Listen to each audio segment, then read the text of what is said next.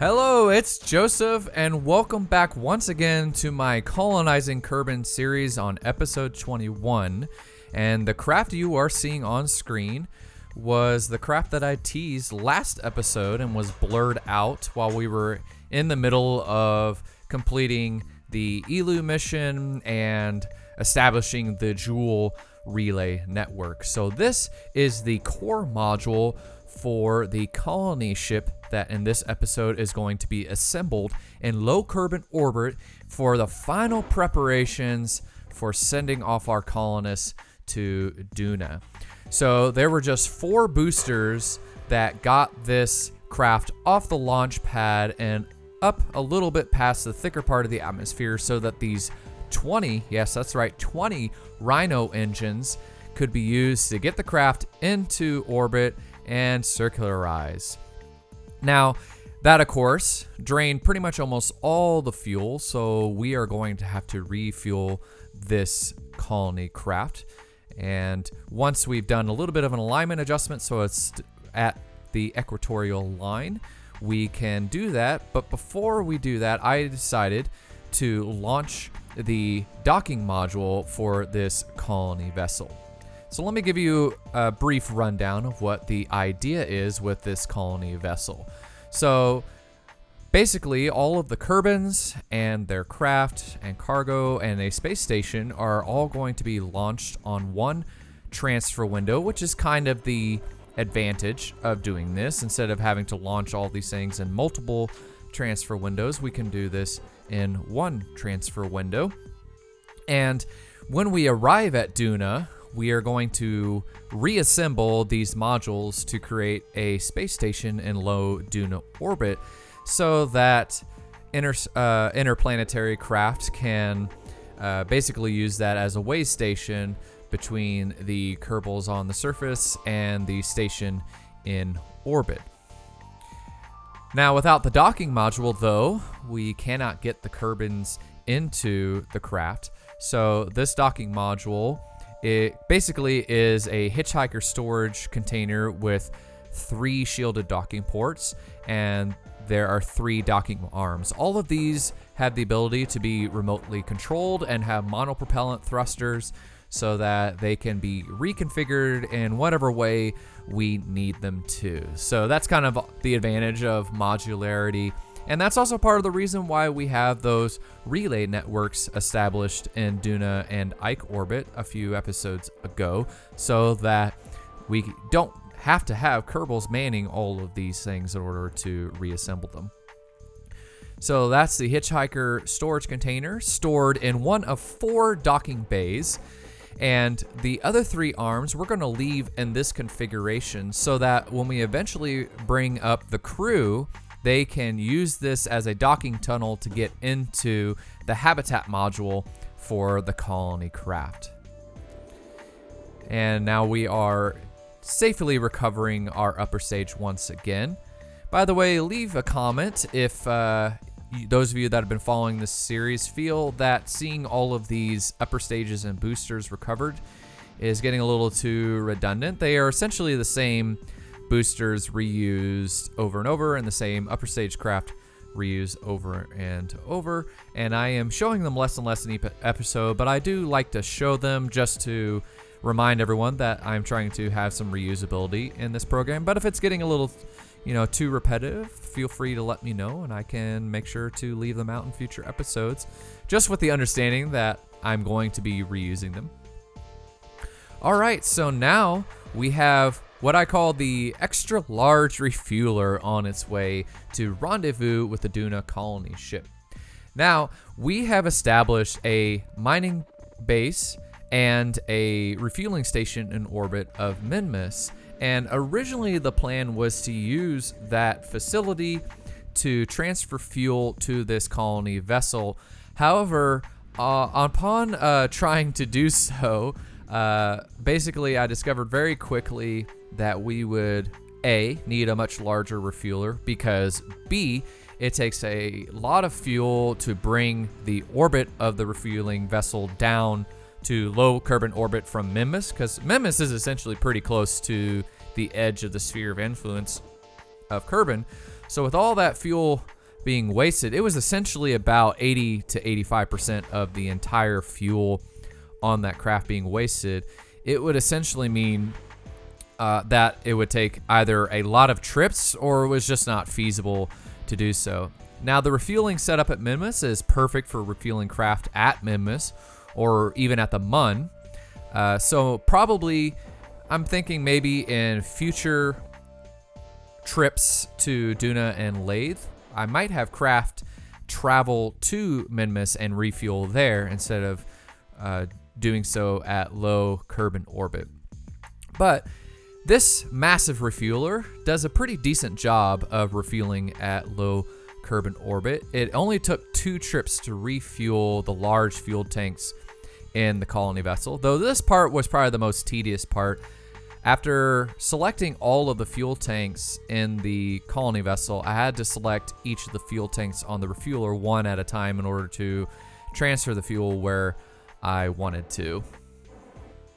And by the way, this extra large refueler, when it is fully refueled, it barely is able to get itself into orbit with the, I believe it's about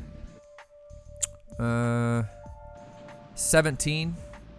Yeah, I believe it's about 17 vector engines that are getting it into orbit.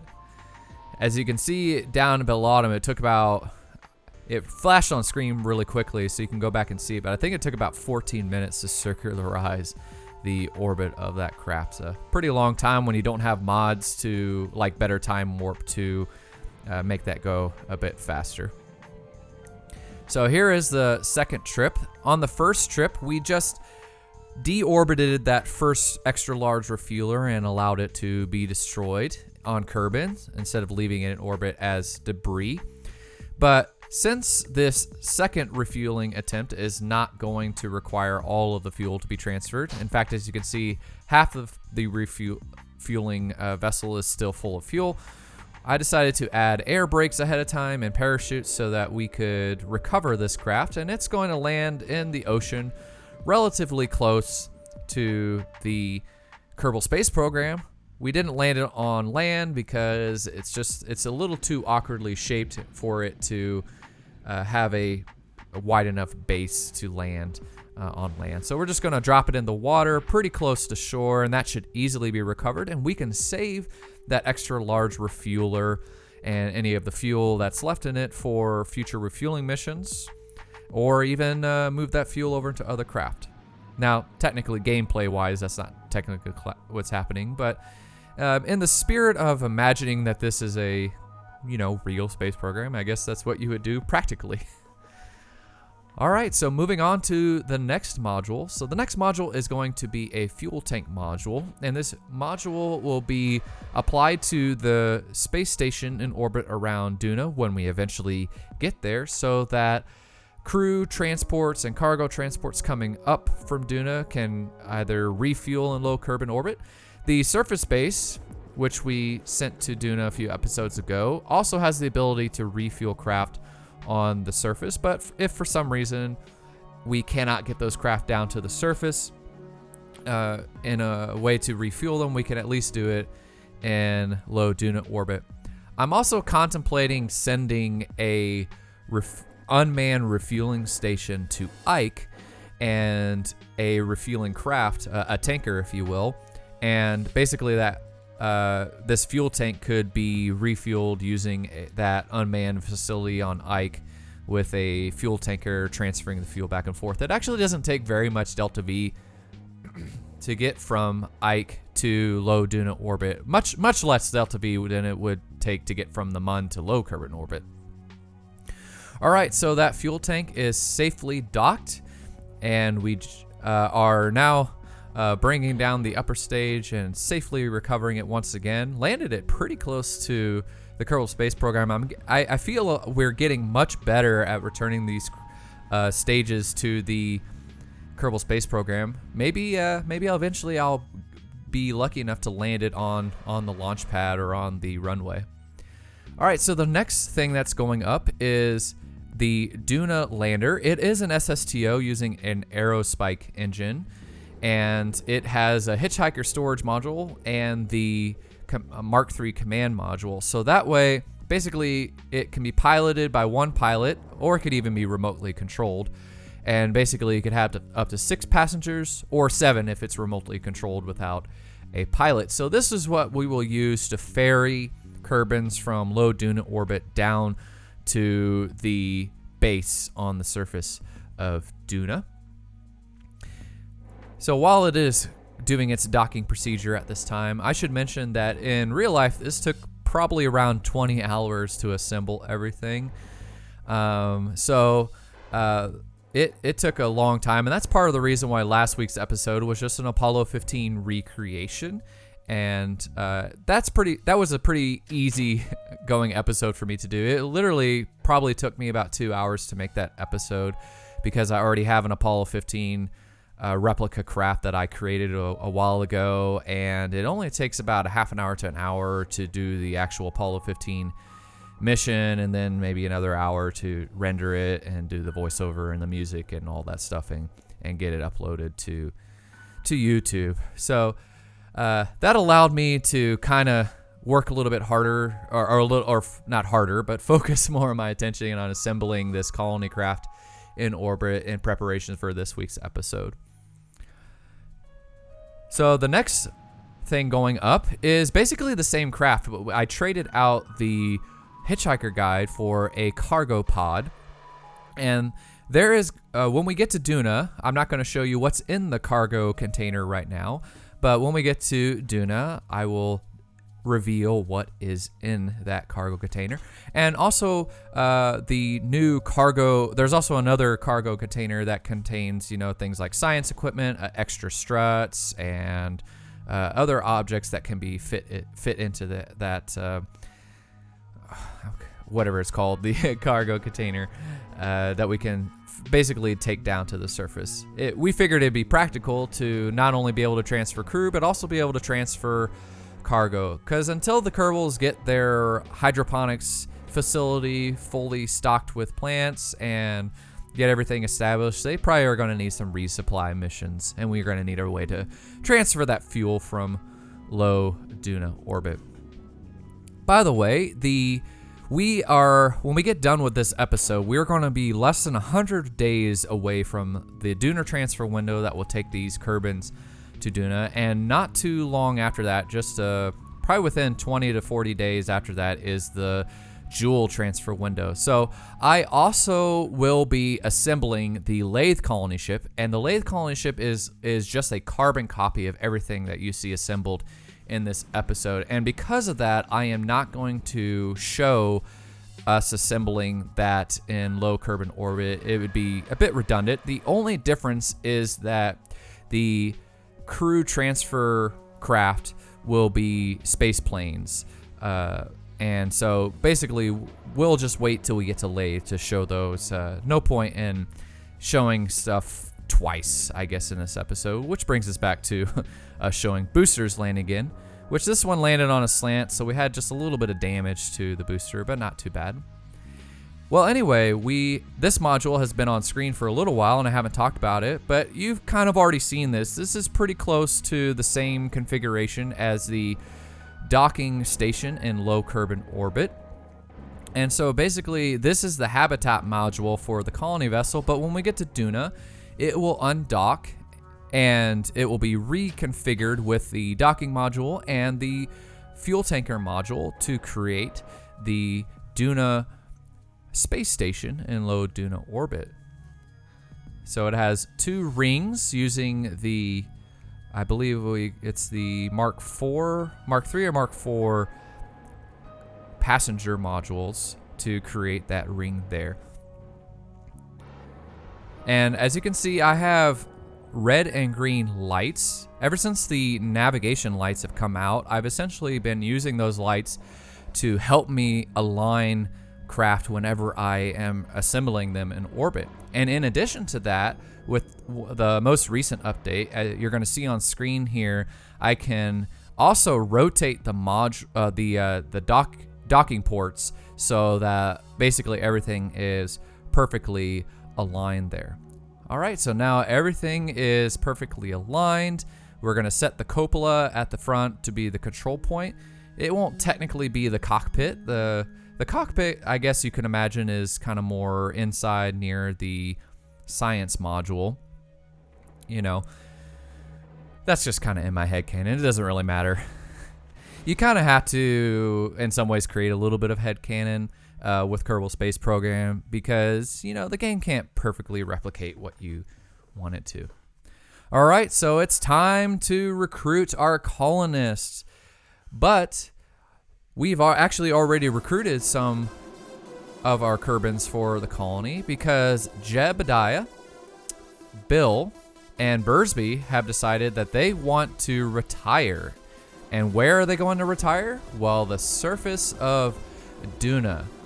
Now, Sally Kerbin has become a legend recently because of her blasting some techno music on the surface of Elu, and it has since become kind of a theme song for the Kerbals back here.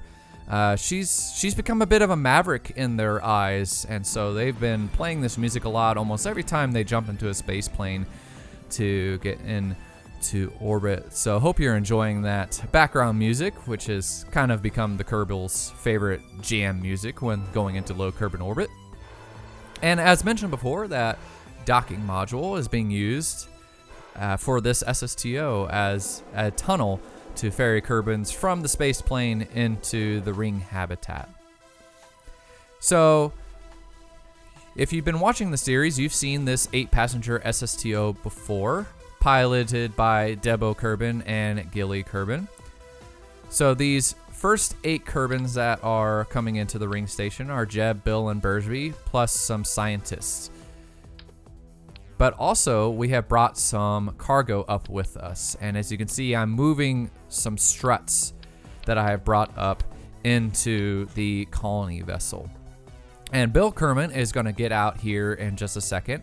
And what he's going to do is he is going to E.V.A over to the cargo and put a couple of struts down on the craft. So that way, when those 20 Rhino engines fire on our transfer to Duna, basically the cargo won't shake around inside the craft. I honestly haven't tested this craft ahead of time, so I have no clue what's going to happen when we fire those engines. So hopefully we don't have a tragic accident where this entire massive craft and all this cargo and all these Kerbals die because the Kraken decided to attack. So we'll just have to see what happens when we get to next episode. Now, you may notice that when I'm applying those struts that the screen is freezing. So just as a reminder, I accelerate the footage for your benefit to about 400 times or 400% speed. But that means that there's roughly around 15 to 20 seconds where the screen was freezing every time I was trying to apply a strut to the craft. And it really got me nervous because I had heard, and I had actually seen some people had posted on YouTube some videos where when they tried to apply struts to large craft like this one that have a large number of parts, that all of a sudden it would make the craft just suddenly explode. So every time the screen froze for that 15 to 20 seconds, because this craft is making my computer work just a little bit, I was really nervous that all of a sudden the craft was going to explode. Every single time I was really nervous about it, but thankfully it was just the game kind of having a semi little heart attack every single time we added a part to the part count. It's also possible that Squad had patched that problem where struts would make the craft just randomly explode when you kind of try to add a strut, and part of that is a side effect of that patch. The game is kind of working very hard to make sure that everything is anchored and the craft is not going to explode. That's kind of my theory, but it doesn't really ease my anxiety every time I try to add a strut. So Bill has safely tucked himself away back into the hitchhiker module, and he is going to greet. He's kind of declarated himself as the kind of the morale officer for this trip. He's got a lot of heart, that Bill Kermin. So he is going to hang out in the hitchhiker module and await our Kerbins that are going to come up. So Debo and Gilly have safely landed back at the runway, and Debo decided to jump out and give a little salute in her new, this is basically our new uniform for our space plane pilots, which came out in 1.12 of the game.